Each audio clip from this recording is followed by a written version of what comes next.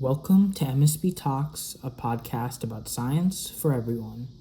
Our guest today is Dr. Bradley Biggs, who is currently an assistant professor of chemical engineering at the University of Michigan, and his lab investigates ways to improve biochemical synthesis, including developing microbial systems that can incorporate renewable waste into metabolic engineering workflows and operate under harsh industrial conditions, with a focus on sustainable chemical production and synthetic biology. This episode, we talk about Dr. Biggs' journey through his scientific background, research interests, and thoughts on the future of sustainable microbial engineering. This is MSB Talks. We're glad to have you. And now for a conversation with Dr. Biggs. All right. Thank you, Dr. Biggs, for having us in your office. It's a great opportunity to be able to talk with not only a professor, but our advisor, just about synthetic biology in general. I'm Arnav. I'm Mohammed. I guess before we delve in, we just wanted to understand a little bit about you, how you got into synthetic biology and where you are today. Yeah, sure. I'd be happy to answer that. It's great to be able to talk to both of you and to connect with the iGen team and synthetic biology in Michigan. So my name is Bradley Biggs. I'm an assistant professor of chemical engineering here at the University of Michigan. So I've been at the University of Michigan for about a year and a half now. So I just started January 2025. Like you all, I got engaged with research as an undergraduate, but my undergraduate research actually started in a completely different field. So I initially worked for a faculty member. Her name's Andrea Armani at the University of Southern California. And I worked for her because she was really great to interact with and a really engaged faculty member and very supportive of any undergrad jumping into research. And so I had talked to her and had conversations about it. I was interested in biology within engineering. But when I reached out to the faculty at USC to say, hey, I'm interested in this, could you take me in your lab? I struck out 100% of the time. Every single place I reached out to, they're like, either we don't have any spots or we're not interested, or whatever. So I went back to her and said, hey, I just struck out everywhere. What do you recommend? She said, well, you can come work for me if you want. So I took it up because it was the only shot I had at anything. But she worked on, actually at the time, the sub part of the lab I worked in was like silicon dioxide etching. So I was working in a clean room and I was making optical cavity like resonators for basically biosensor devices, but really had almost nothing to do with biology. It was to detect biological molecules, but we were actually like doing photolithography. And I would just sit in a clean room in yellow light for like 9 hours a day in a basement, and I would do photolithography and make things. And I learned that I really liked research. I didn't like that research, but what we did in that lab, and this is getting into like the synthetic biology and why I'm interested in this today, is that she had all of us rotate through giving like journal club style presentations throughout the year. And the rule that she had in her lab was we couldn't present on things that we did. It had to be something else. That way we expanded our knowledge of science. We didn't stay in a rut of one thing, but we wanted to keep learning. And she wanted to keep learning, and I really liked that. And so as I saw people rotate through other topics in science and engineering, the thing I kept being really attracted to was biological engineering. At first I didn't even know that was possible. I knew I liked being an engineer. I didn't even know that you could engineer biology. And this is kind of when some of the first papers were coming out of the more sophisticated biological engineering tools. This is around the time that CRISPR was really being understood and could be used as a tool. So it was a very exciting time, and I really started gravitating towards that. And so I ended up doing a master's in biotechnology to give myself a bridge between kind of a completely non-bio version of chemistry for an undergrad training to having some of that. And then I worked in industry for a period of time at a biotech firm that uses E. coli to make chemicals sustainably. PhD was in synthetic biology version of chemical engineering, then did a postdoc in biological engineering at Berkeley before coming here and starting this. So it was really once I found out you could actually engineer biology, I became fascinated by that, and that's really what I wanted to do. I guess you go ahead. Well, I think that's pretty cool. So you've just been essentially going down biology and through chemical engineering like your whole career. Yeah, I was chemical engineer the whole way, and even the biotech master's that I did was housed within chemical engineering at Northwestern. Okay. So it was very much in there, and the industrial experience really also shaped what I wanted to do as an independent researcher, as a professor. And so my lab today works on a similar field to what I worked on in industry, which is metabolic engineering. It's like the big title of it. Basically, rewiring metabolism through genetic engineering to then make different chemicals. We're chemical engineers, so we like to make chemicals. That's still what I do, but we want to do it more sustainably than we've done in the past. And one of the ways that we look at it as a lens from my lab is to try to figure out, are there waste feedstocks that we could start with, where we can not only recover or get rid of a waste, but then use that as a platform to then make a more valuable thing. And so that's what we do in my lab now. Okay. Yeah, that's pretty cool.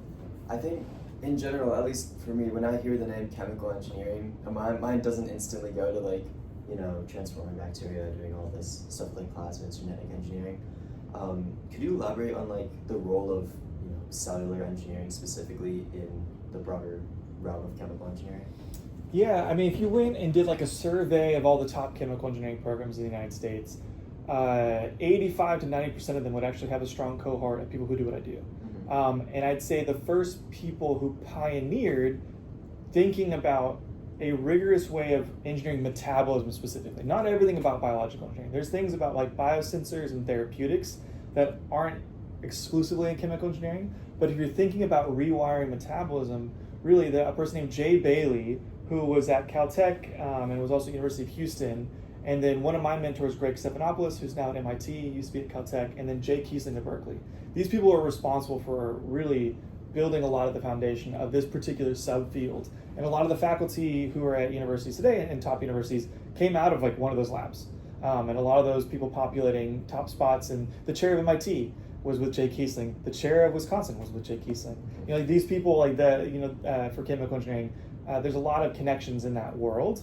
And so it really was chemical engineers who started to think about it because we wanted to think about biology in a systematic way.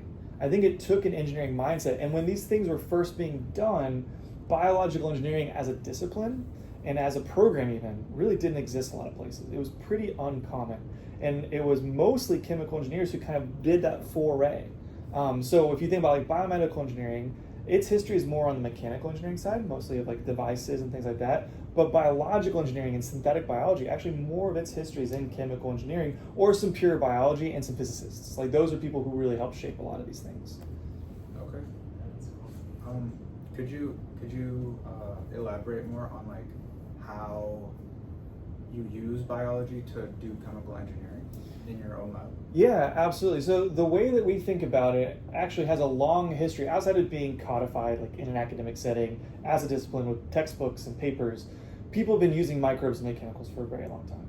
So alcohol is a classic example that's been used for at least 4,000 years, where we've taken a microbe that already makes a molecule, ethanol, and we know what we can feed it, glucose or other sugars, and it will convert it over, and we can do fermentation.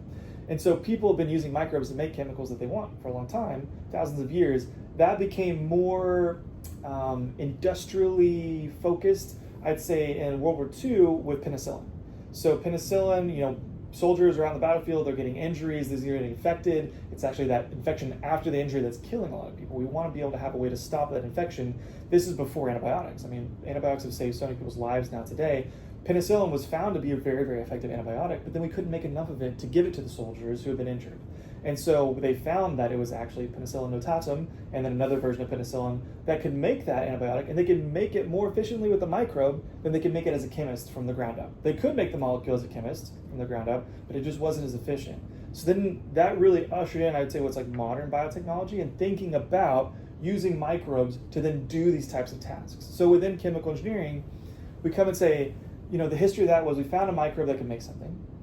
That's great. We have a starting point, but oftentimes we want to make even more of it just to be more economically viable, be able to get more material to more people. If it's a medicine, to be able to save more people's lives. And so we want to improve it, and the way that people improved it from the 50s to the 80s was random mutation. Basically, we'd throw like UV light on it, we'd know that mutated it, we'd make a bunch of colonies on a plate from that, we'd pick them and find if any of them were better. And most of them are not better, but every once in a while we could find one that is better. Okay, great, we found a new, better version. Or we go on the bioprocess side and say, we know that if we want to get a lot of this medicine, we need a lot of the cells. The cells are making the medicine. The more cells, hopefully the more medicine. And we want to be able to get to scale that up where we know what the cells need to grow. They need oxygen, they need carbon, they need nitrogen, they need phosphorus. Let's provide all those materials. Let's become systematic about growing them, and maybe that'll give us more. Okay, that was like a whole field that's still relevant, bioprocess engineering. But then at some point we realized when we could start to do genetic modifications, what if we started rewiring these microbes to do a better job of this? What if we actually thought about metabolism as something that could be engineered? And that was really codified in 1991. So it was Jay Bailey and Greg Stephanopoulos that published kind of the first papers of thinking about metabolism as something that you could go and engineer. What was the rigidity of it? What was the flexibility of it? Things like that. Does that answer that question? It is. It's pretty good. It's pretty cool. Yeah, I think obviously you're newer to the University of Michigan, but you've been in the field of synthetic biology for a while. Is there any discovery that you've made or that you've worked towards that you find more interesting than anything else that you've kind of set more of your efforts towards? Yeah, I mean, some of the most interesting ideas I've worked on have actually been unsuccessful, right? Those like crazy ideas of what you wanted to do. One of the things I worked on as a PhD student that never completely worked, but was like so close, was this thing called like a brain map.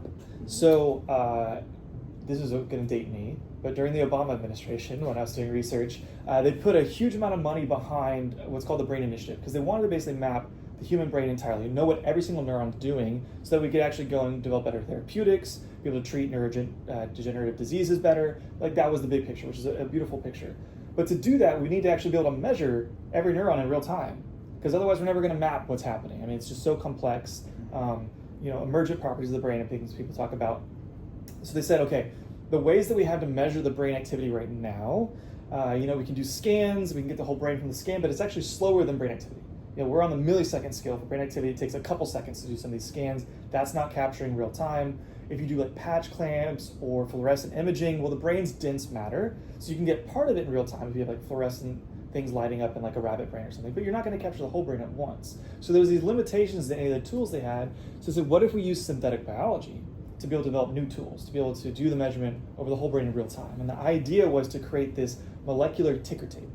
So basically have some kind of device inside every neuron that's recording what the neuron's doing over time and having some way to sync all of that measurement up.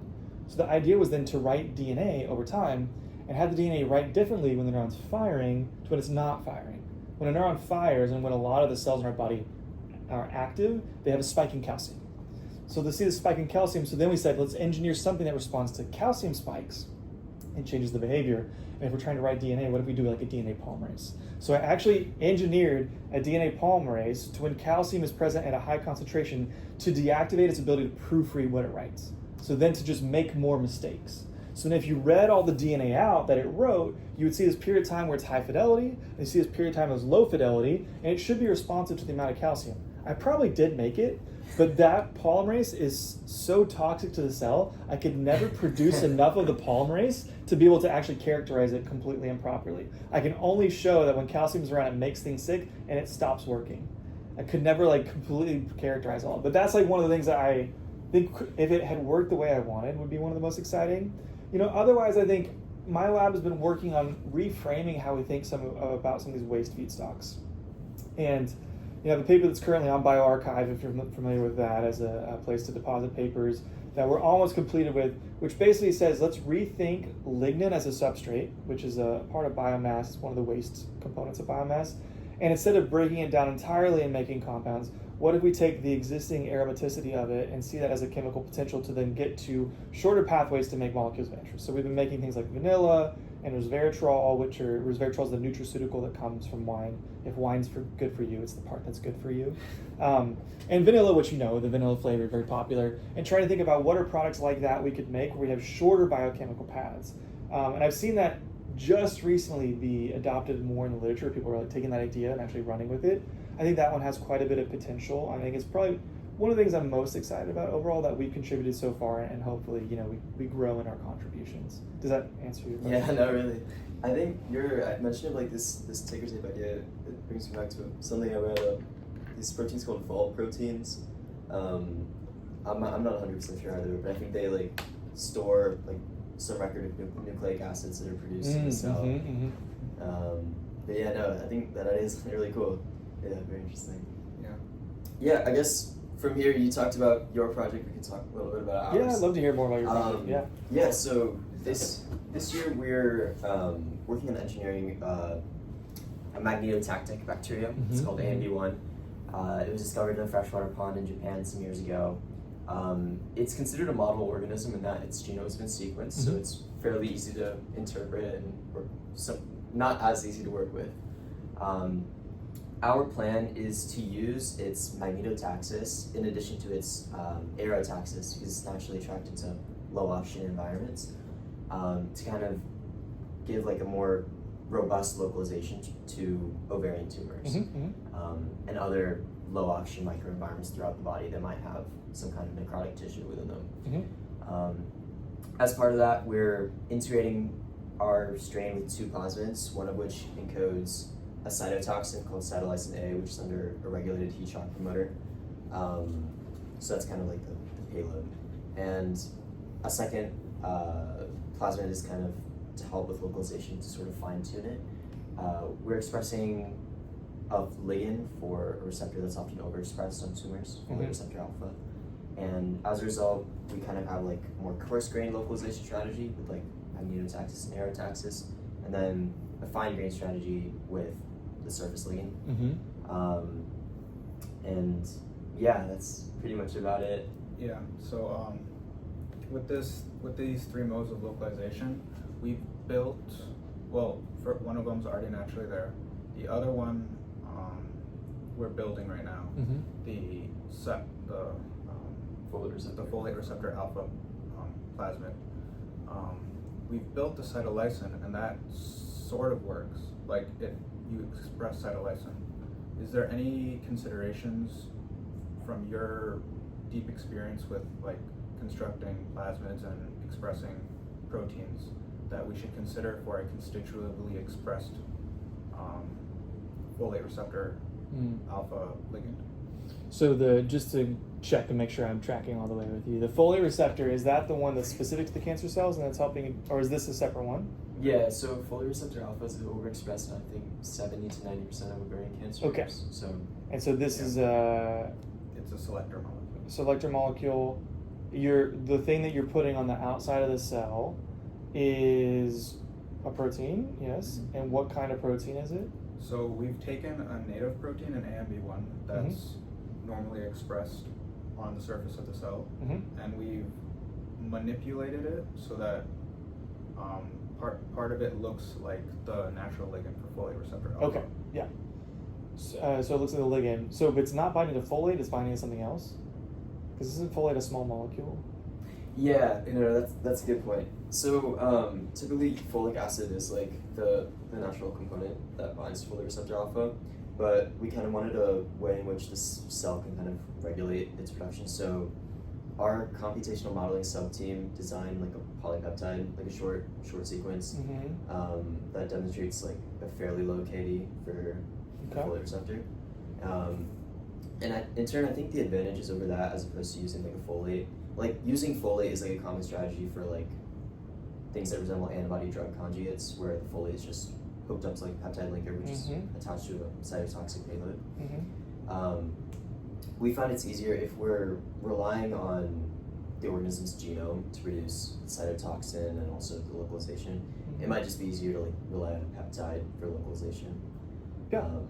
But yeah. Yeah, and I agree with that being like an easier approach. The thing I would say, like my thoughts of like what I would want to troubleshoot first or think about first or validate first is, one, if you take the protein that already is displayed on the surface of your microbe, you know that already happens and now you've modified it in some way, I'd want to make sure I know that it's still getting to the surface and have some way of proving that reliably.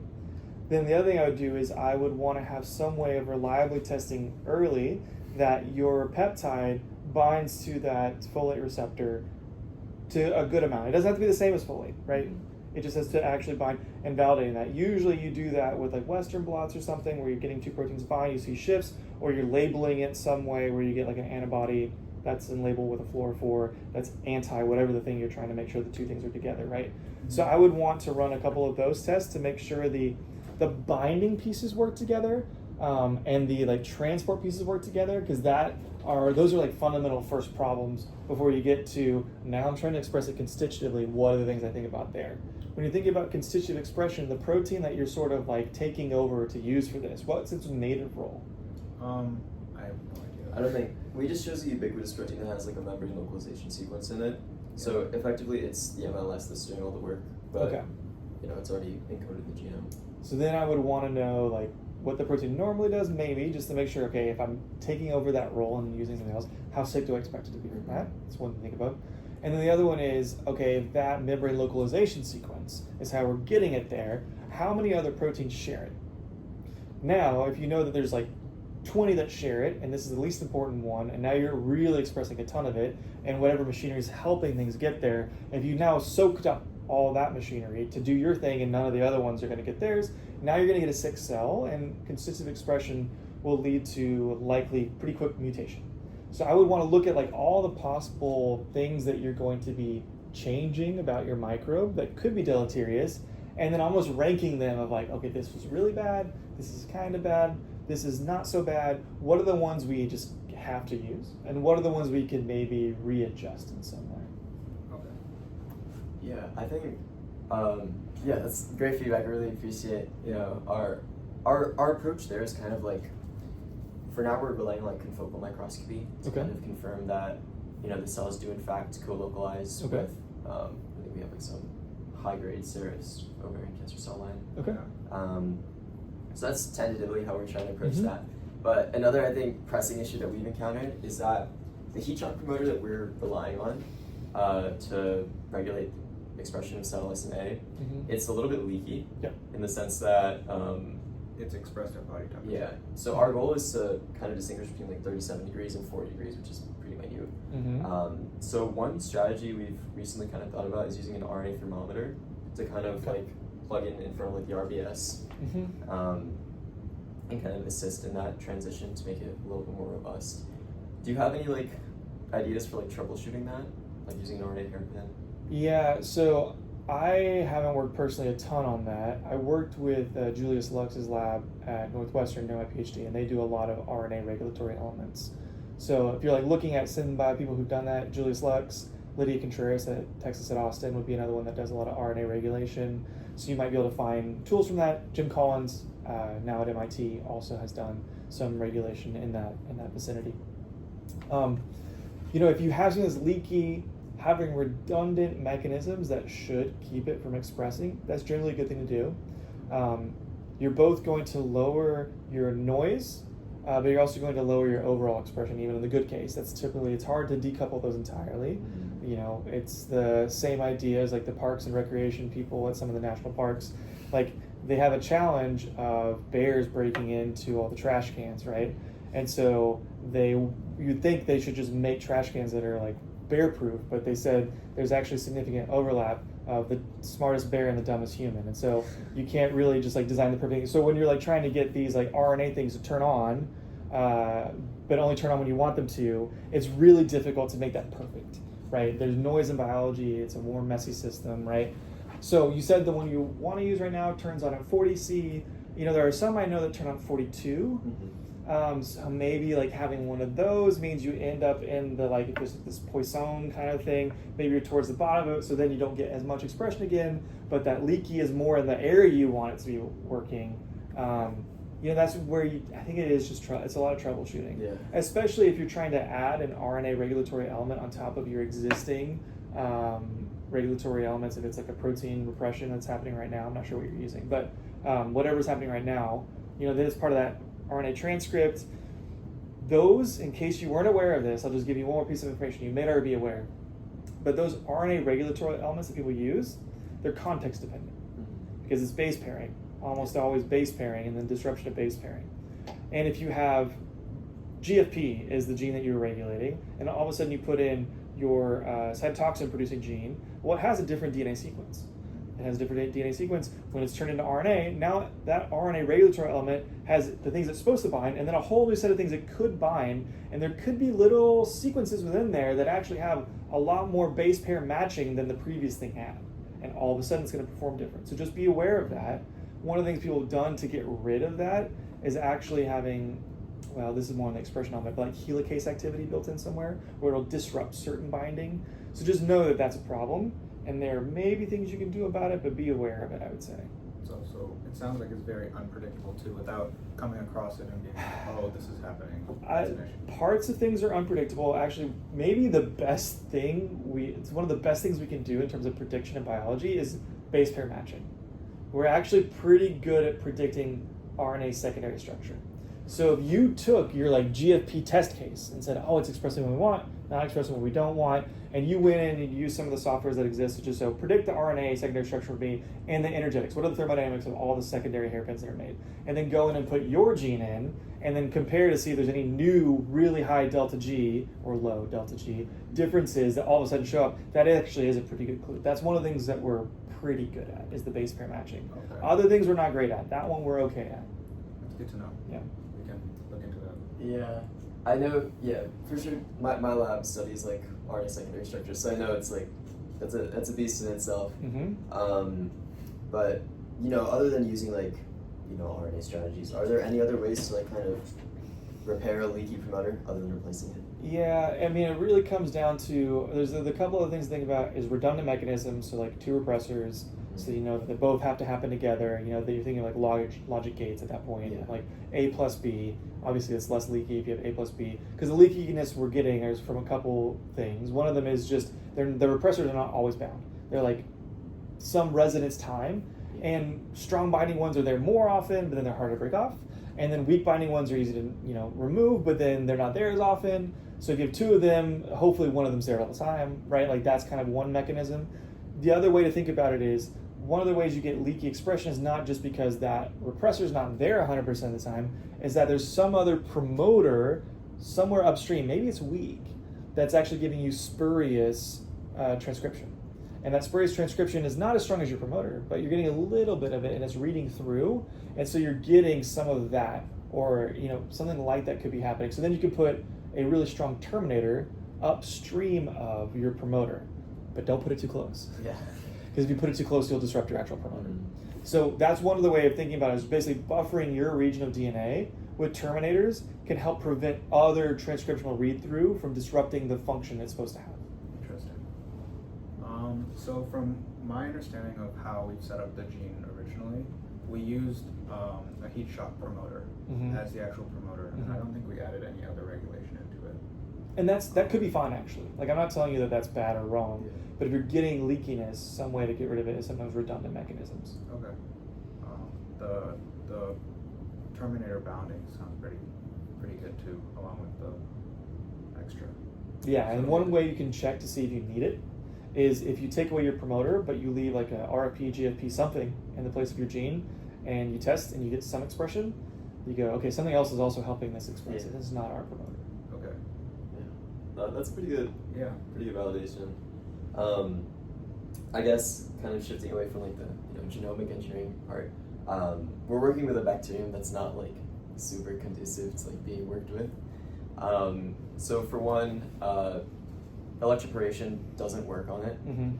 So what we're doing is we're effectively taking our plasmid and transforming it into DH5 alpha E. coli, and then we're relying on once that E. coli has the plasmids in it to conjugate it to AMB1. Do you have any like advice for working with stubborn bacteria? Yeah, conjugation is often your best bet. DH5 alpha is not a great conjugation host. There are better, like WM something or other. I can't remember the numbers. There's numbers after WM. It came out of William Metcalf's lab at University of Illinois Urbana-Champaign.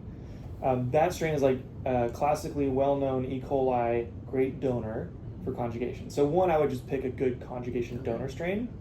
Then the other thing is, you don't know if an organism hasn't been well characterized yet, you don't know what origins of replication would work best yet, right? And that's just a tricky thing.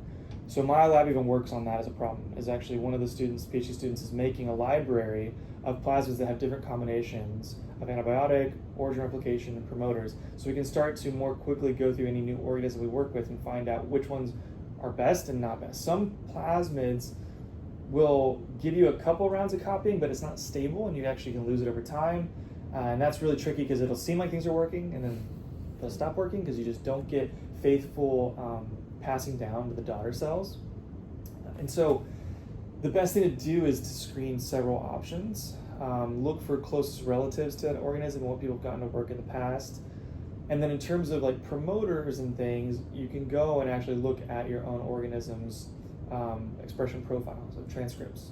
So if you go and if you were to get like transcriptomics, you would know which transcripts are expressed the most. Now that's conditionally dependent, but you can find out at least what are probably good promoters. The challenge is then the promoter is a mysterious thing. We're actually not good at predicting exactly what the promoter was. I might have talked to you about this before, Mohammed. Yeah. And so the way people go and test it is actually a very tedious process of removing like one nucleotide at a time until they stop getting promoter activity and they go, this is the promoter. So that's a very tedious process. You don't want to do that. Yeah. But if you're having a lot of trouble and you can't get parts, like these are the tedious, hard-fought ways to get more parts. Yeah. No, I think you bring up a good point about DH5 alpha. I think we may have like an intermediate strain in between DH5 Okay, alpha. yeah, that wouldn't surprise me. Yeah, I might just be wrong.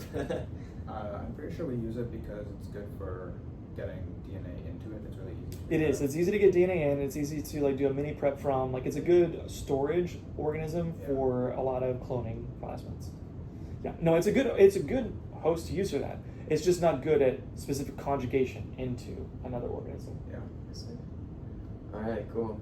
Well, I think we've talked enough technical chit chat. Yeah. But before we wrap up the podcast, we do like to ask all of our guests for a bit of advice. Whether it's career related, academics related, anything. So if you have anything you want to share, that'd be great if you could.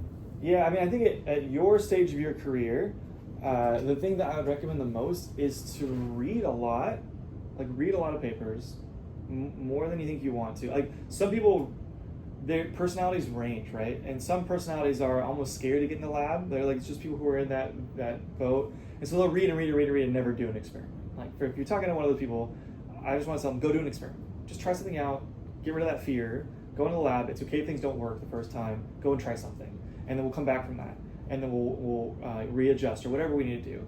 But then other students are really eager to get in the lab and do experiment, and they don't prioritize reading as much. And actually, two things happen. One, they end up doing experiments that other people have already done, both positive and negative ones. The negative ones, they've now wasted their time and they didn't have to. The positive ones, they've done something that's good, but now it's not as impactful because somebody already did that. You should have built on it. Yeah. If you knew what they did, you could have skipped some steps or put things together in a new way and made even more impact. So I really encourage students at your stage to read. First, just so you know what hasn't happened, what shouldn't work. It'll save you time long term.